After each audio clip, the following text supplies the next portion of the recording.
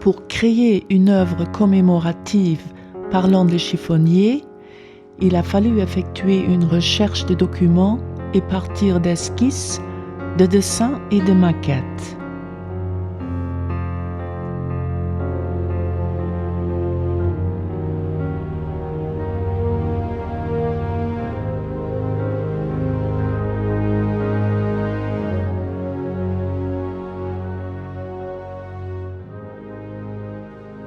Un support soutenant un poids de 200 à 300 kg pour une surface de 2 mètres sur plus d'1 mètre, format paysage, a été installé. Le compactage et le lissage de la surface de fond du relief étaient essentiels pour éviter les fissures sur cette grande surface.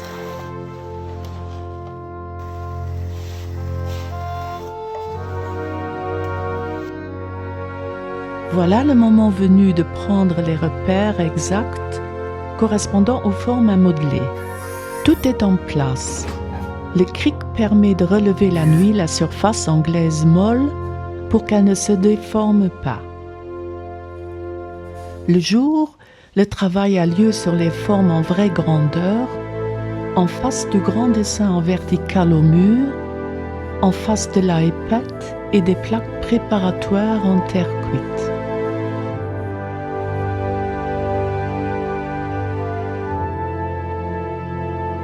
Le processus commence par le modelage des chiens sur les surfaces appropriées, les autres surfaces étant couvertes pour garder une humidité relative, ni trop peu.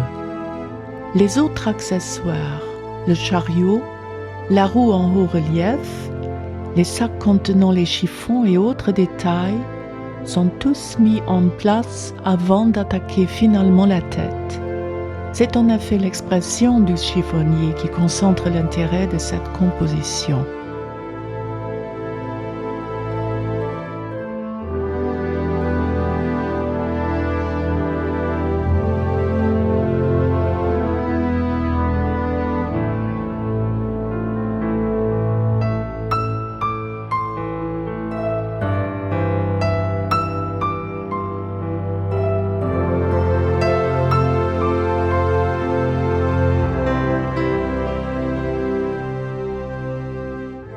Le montage en haut relief de la roue,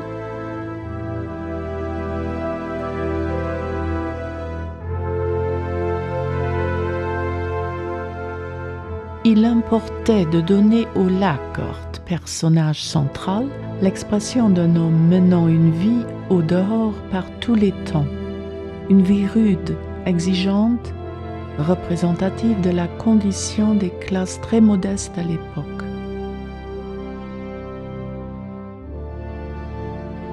Les chiens devant le chariot devaient être rustiques, costauds, courageux et endurants. En luxembourgeois, schwerbärstete muskelen. Il fallait s'appliquer à réaliser le fini de la matière avec soin, les éléments et leurs détails avec précision. Et ainsi on trouve un grand plaisir à représenter les sacs raccommodés croulant sous le poids des chiffons.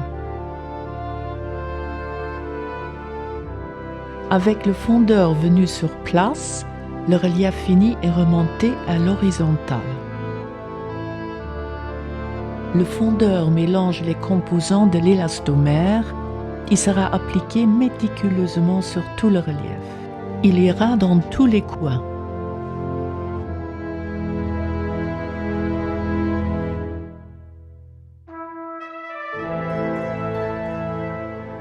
Voilà le premier négatif du relief. Dès que la première couche du relief a pris, la deuxième couche de l'élastomère, en jaune ici, pourra être mixée et appliquée.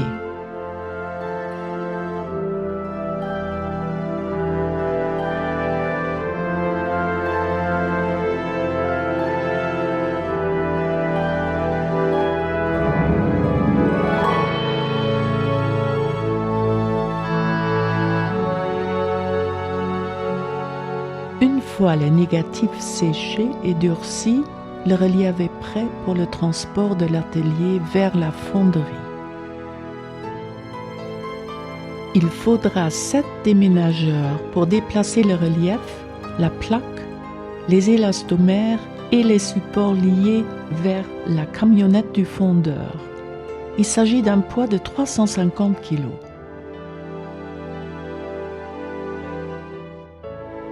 À la fonderie, un 3e négatif rigide est réalisé et servira à la constitution du moule. Ces plaques en acier contiendront le moule complet, constitué lui-même d'un côté de l'empreinte négative et de l'autre côté d'une forme adaptée par le fondeur pour régler l'épaisseur du bronze à couler. Pour que ces plaques reçoivent bien le bronze, elles sont à la verticale. Cette procédure se déroule dans la discrétion au sein de l'atelier.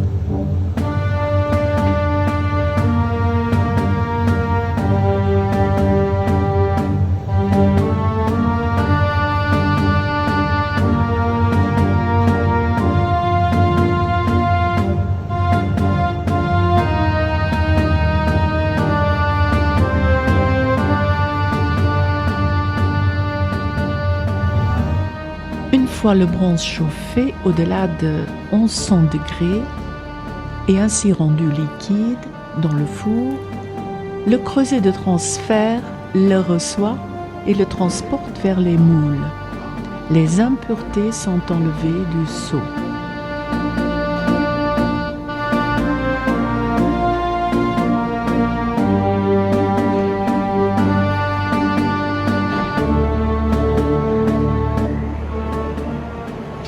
Chacun est attentif, concentré et attend la coulée, parfaitement préparé au geste qu'il doit faire.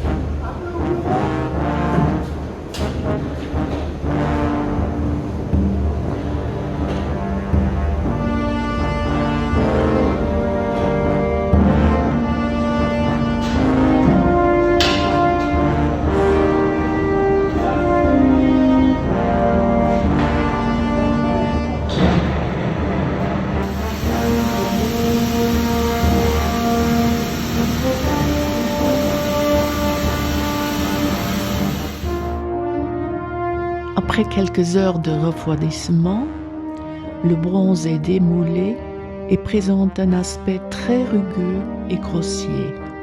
On l'appelle le brut de fonderie qui attend le long et patient travail des ciseleurs.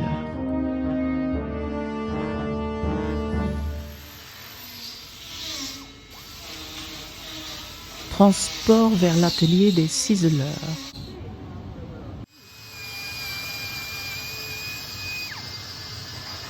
Leur travail de finition très méticuleux et détaillé va commencer.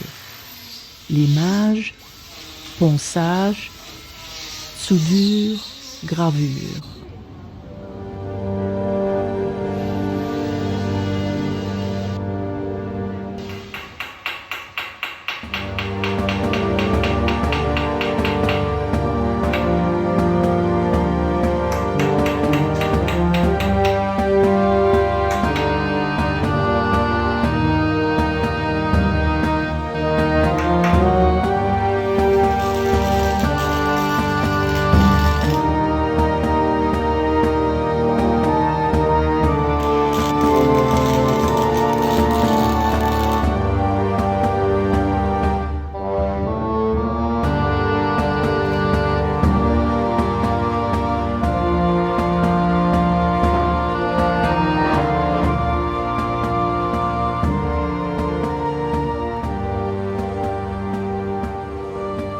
Avant de laisser partir la plaque pour la patine, l'équipe décise leur pose devant le résultat de leur travail, fier et content.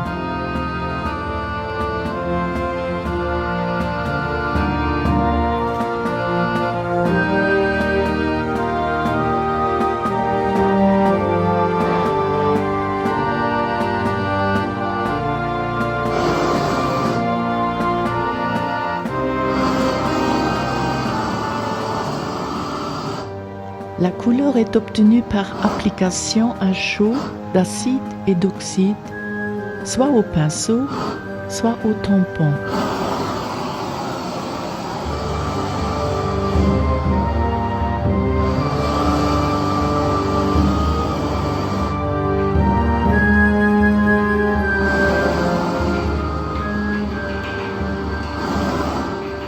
Le coup de main conditionne la qualité du résultat.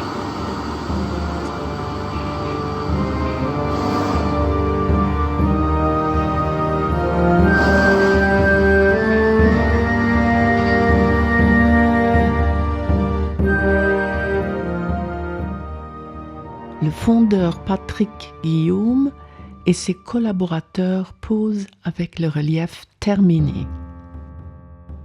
Voilà Patrick à Luxembourg, quartier de Weimarskirch, devant la façade du centre culturel Am Dorf. Il est prêt pour l'installation qui exigera un engin élévateur car le relief pèse 200 kg. Un gabarit aura été nécessaire au percement précis des trous de fixation. Belle collaboration entre les différentes équipes et intervenants.